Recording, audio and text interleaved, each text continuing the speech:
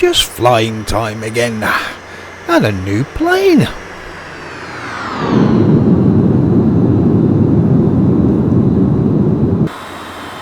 Yeah, it's the Boeing 720.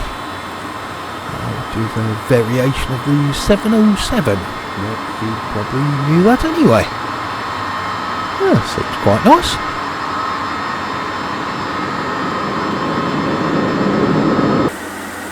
Yeah, this was released as a freeware upload by somebody called Shenshi. That was some time ago, but I've only recently discovered it myself.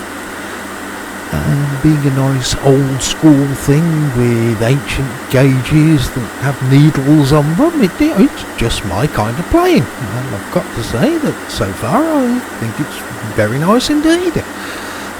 Not up to payware standard, but it's not payware. And for freeware standard, it's very good. Yeah. Probably going to be my airliner of choice until FlyJSim get their 737-200 done for X-Plane 12. Yeah, not had it that long, and my flying experience so far has been hand fly a circuit around Wellington to see what it was like.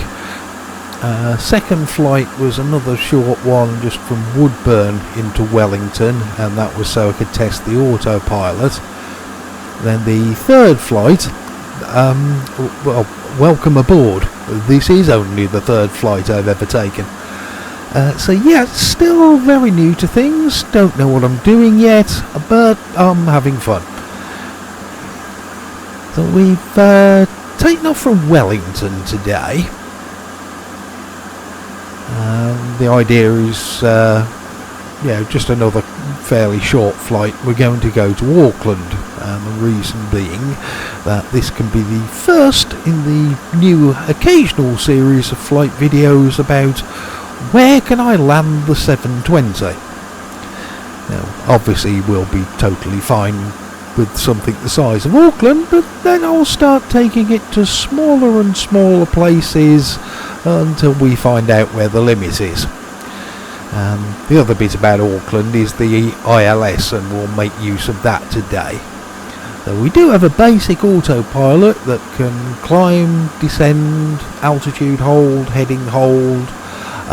We have a nav button and we can follow a glide slope. That's pretty much it, but that's all I'm ever going to want an autopilot to do anyway.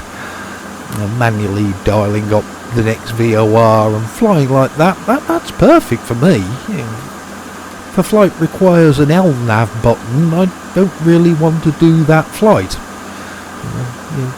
Magenta lines, or I just want a map, some frequencies for beacons, and I'm a happy pilot doing it the old school way.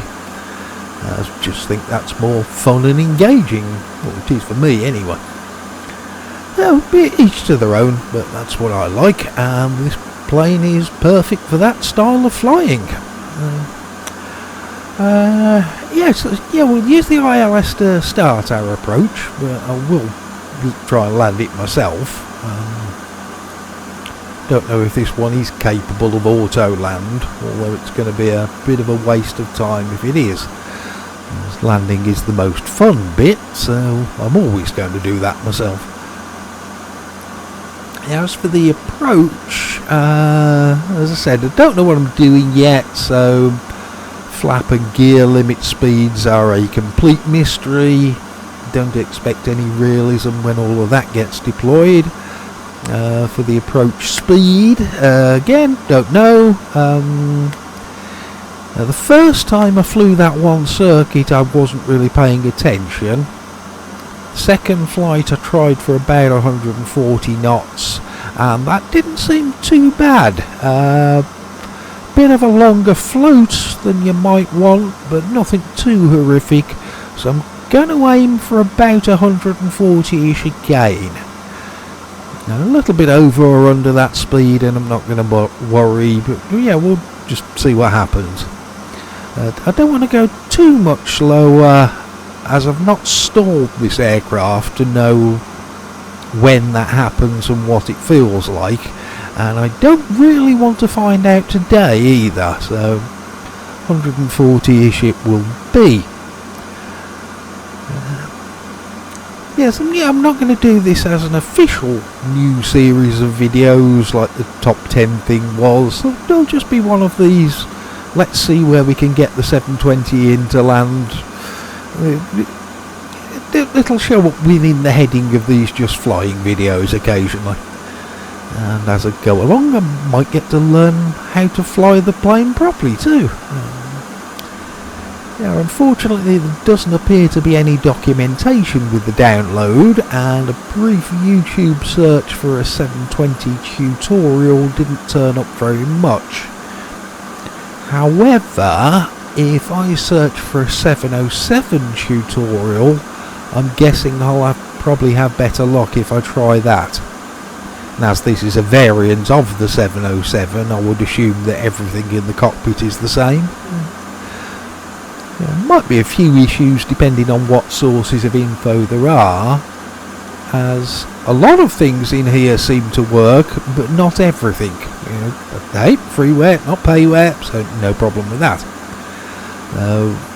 As for the engineers panel, I've not even checked that at all, so that may be have a working set of stuff, or it might be just eye candy, I don't know.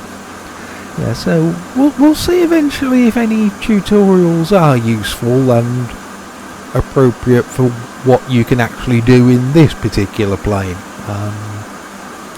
All I've done with the 3 flights so far is start the sim within the engine's running box already ticked. As I haven't worked out how to make the 4 noisy things on the wing make a noise when you start them when they're not making a noise. One for the future. Yeah, start with everything running, and from this seat I'm able to do all that I need to have a flight from there onwards, and yeah, that's been okay. I will try and sort out how to start it eventually, hopefully, but if there isn't any useful info on that, then yeah, it's not going to bother me too much. The reason I own a flight sim is so that I can have a flight. 20 minutes, half an hour or whatever of programming and FMC and all the stuff you do with modern aircraft, especially with cold and dark starts. I kind of tend to think that's time that I could be admiring the view up in the air. So, yeah, I've said it many times before in various ways. Yeah, I could do this properly, I just choose not to do it properly, as that's more enjoyable for me. There it is ahead. Nice evening with a clear view. I'll let the autopilot do its thing for a little bit farther. That's another thing I haven't got any experience of yet, is what kind of power settings I need to keep the speeds.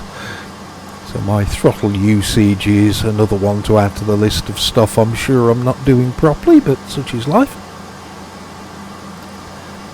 Yeah. Visiting the country twice, I landed at Auckland on both occasions. And yeah, I know I was on the right hand window seat for the first flight and I saw the terminal, so that must have been on the other runway. Second time I clearly wasn't paying attention, so I've no idea if I've been on this approach in real life or not. I know I've told you in other videos, it's actually with my second flight in here, I'd had food poisoning the day before from a Subway shop in Townsville. So I was feeling truly dreadful then. As the morning after, I then had to get flights from Townsville to Sydney, Sydney to Auckland, and that's probably why I wasn't paying attention. So I just wanted to go to bed and curl up and die at that point.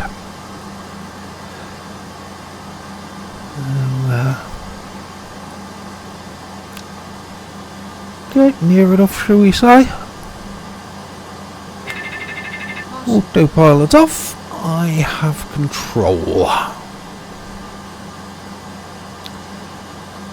And doing this a lot more visually from now on, so not to be hugely fussed about the lights or the glide slope, as long as it looks okay.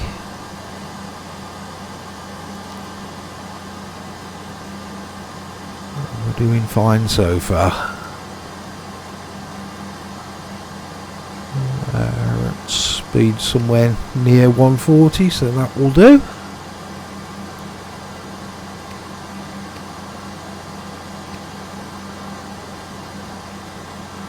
Not much wind to worry about either.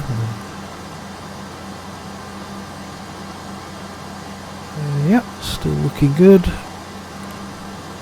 About 140ish for the airspeed. We have landing gear, we have flaps. And we're good to go.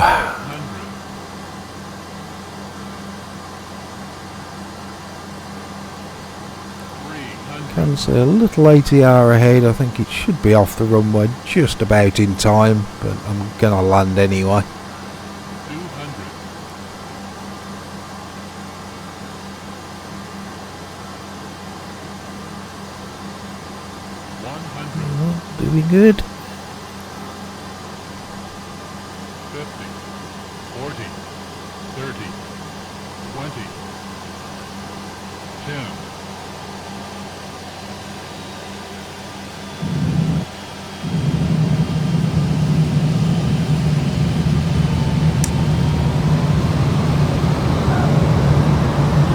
Yeah, same as the last one. That float was a little bit long, I feel.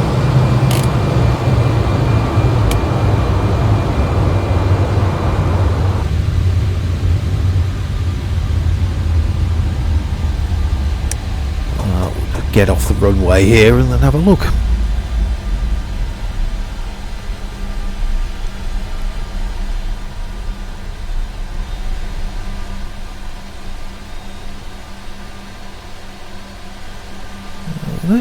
Round the corner, rather a nice little sunset going on over there.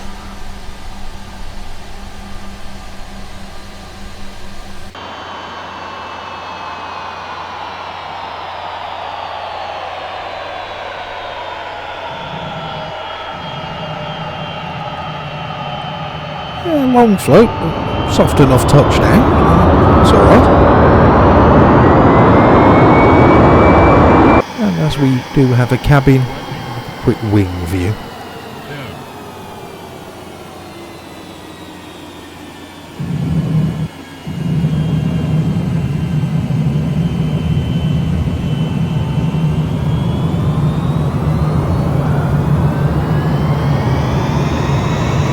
Yeah, that's enough of that. I've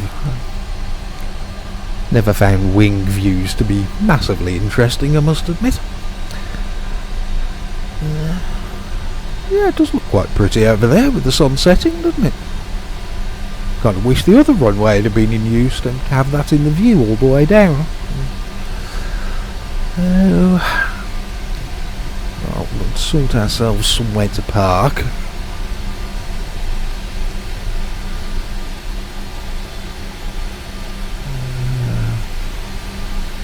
Around that far side of the terminal. Wherever that Qantas has come out from, there's at least one space somewhere, isn't there?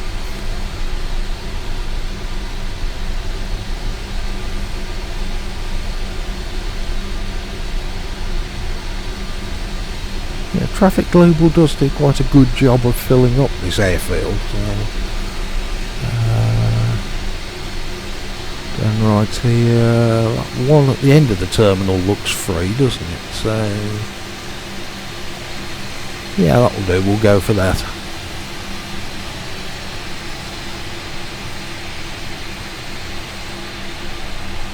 Yeah, there have been a couple of times since I've got Traffic Global, I've had to go for the exterior view and try and find a free gate to go and park at, but yeah, we can see that one today, so that'll be alright.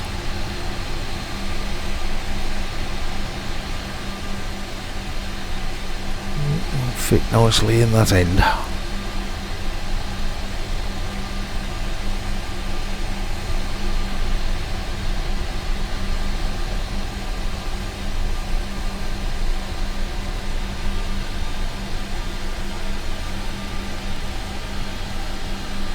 the auto gate and everything here, but don't think that works with this aircraft.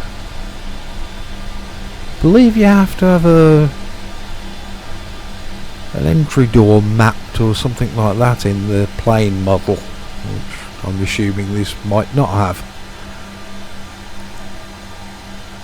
Having never really messed with Plane Maker or anything like that, I've got no idea how to fix it, but yeah, hey, never mind. Not something that worries me too much. There we go!